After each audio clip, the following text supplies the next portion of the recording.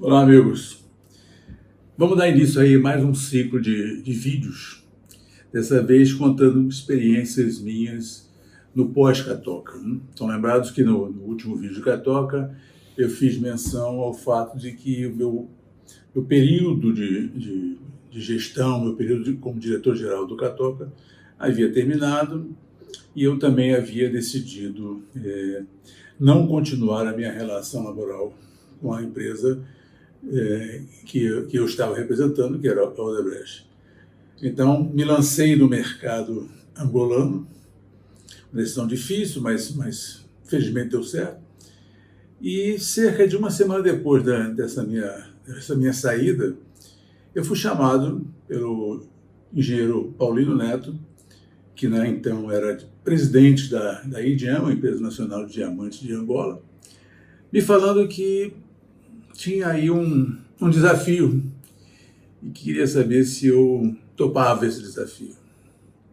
Esse desafio nada mais era do que a visão da IDIAMA, juntamente com dois sócios, que eu vou falar sobre isso daqui a pouquinho, iniciar um projeto que, na verdade, já estava acontecendo no âmbito da própria IDIAMA, numa localidade chamada Nizage, na Lunda Norte. Está aí o mapa para vocês verem. Dista aí cerca de 1.000 quilômetros de Luanda, 1 hora e pouco de voo. E nessa cidade, no passado, chamava-se Andrada, e foi um centro nervoso da área diamantífera de Angola, então Diamangue, né, onde o Nizage era o apoio técnico de equipamentos para toda a área mineira. Mas, como sempre, na Lunda Norte, com potencial diamantífero, existia então um projeto chamado PENSE, e esse projeto PENSE era gerido pela IDIAMA, e um dos sócios estrangeiro, que passou a fazer parte desse projeto novo que eu estou falando agora, já prestava serviço lá para a IDIAMA nos aspectos de produção. Bom, mas o fato é que o engenheiro Paulino me convida para esse desafio. A ideia é que o PENSE fosse visto como um investimento, evidentemente, uma visão comercial da exploração diamantífera, e precisava, então, ir para lá, perceber todas as dificuldades e, efetivamente, transformar aquilo num grande projeto. Eu estou fazendo essa menção de todo esse preâmbulo porque o PENSE era um projeto que tinha cerca de 1.200 funcionários da IDIAMA, praticamente na sua totalidade, e que tinha aí alguns probleminhas, né, de faturamento versus custos, né? Então, tinha realmente uma defasagem grande entre um e outro, e infelizmente negativa. Bom, o fato é que o desafio era esse. As empresas que iriam participar desse desafio seria a própria IDIAMA, a ITM Mining, que era uma empresa estrangeira, que estava em Angola, está até hoje, durante muitos anos, e a Lumanha, uma empresa também angolana. Essas empresas iriam criar uma que foi chamada de associação em participação, para que fosse tocado o projeto. O convite para mim é que eu fosse o diretor-geral desse projeto, dessa associação em participação. Algumas questões inerentes ao fato de ser criado esse modelo de associação, né, de sociedade. Ela não tinha personalidade jurídica, portanto, as empresas estavam isoladas, ou seja, cada uma tinha a sua participação societária, evidentemente, mas aquilo não era um todo. Por exemplo, a parte de recursos humanos, salários. Você tinha que fazer a folha de salário da ITM, a folha de salário do Lumanha, a folha de salário da IDIAMA. Políticas de gestão de recursos humanos distintas também. Então, isso era um fator, digamos assim, complicador para o processo de gestão, né? Mas, ok, esse era o desafio, essa era a regra, então vamos lá, vamos ver como é que nós fazemos. Não, vamos ver mais na frente que isso levou um tempo, a associação continuou existindo durante um tempo e depois foi alterada para uma sociedade, que é realmente muito mais prático, muito mais fácil de se gerir, né? Porque é um todo, né? É uma empresa única, né? Na época eram as 3 empresas isoladamente, é que tinha um diretor-geral que, apesar de estar ligado a uma das empresas do ponto de vista laboral, mas tinha o papel de administrar o conjunto. Eu, como estrangeiro, fui contratado pela empresa estrangeira, a ITM Mine, e vamos começar os trabalhos. Em função do perfil das empresas, então nós tínhamos lá, a Lumanha, por exemplo, era uma empresa que tinha um perfil muito mais voltado para a área de segurança, a área fundamental naquela época, nós estamos falando de 1996, no auge da guerra, as atividades de mineração desse projeto era na Lunda Norte essa que tinha atividades de guerra permanente. Então a Lumanha, como empresa com perfil da área de segurança, ficou com essa responsabilidade. Não só a segurança operacional do dia a dia de um projeto como um projeto de mineração, mas também um papel de relacionar com as Forças Armadas no sentido de garantir uma proteção ao projeto. Nós tínhamos um círculo de proteção ao longo do nosso projeto e a Lumanha que interagia mais com as Forças Armadas. A ITM, eminentemente técnica, então tinha o perfil de conduzir os aspectos técnicos de exploração, tudo, e a Indiama os aspectos administrativos. Então foi assim que essa coisa começou, foi assim que nós iniciamos o processo. Eu tinha uma questão de fato que é, tendo sido ligado do ponto de vista contratual, de laboral com a ITM, eu tinha que conhecer também o perfil da empresa que eu trabalhava, né, que eu pelo menos representava na associação, né? E tinha uma coisa importante, os técnicos da ITM, as pessoas que iriam trabalhar comigo, eram pessoas altamente qualificadas tecnicamente, extremamente acostumados a trabalhar em Angola. Eles quase na sua totalidade eram originados de uma empresa chamada RST, empresa essa que no auge da guerra ela praticamente esteve sozinha no mercado angolano de mineração, porque as outras empresas não quiseram continuar em função do risco, mas eles continuaram. Então, eles tinham assim uma percepção de como trabalhar no risco, trabalhar na guerra, muito grande. Eles eram praticamente os únicos, como eu disse. Mas, enquanto isso era uma qualidade, do ponto de vista social, do ponto de vista de relacionamento com a sociedade e tudo, era um defeito, porque eles não estavam acostumados com isso, mesmo porque no auge da guerra é complicado fazer esse tipo de trabalho por conta da necessidade, primeiro de produzir, né? Porque havia uma necessidade grande de produção, até mesmo para poder contribuir com os cofres do Estado, né?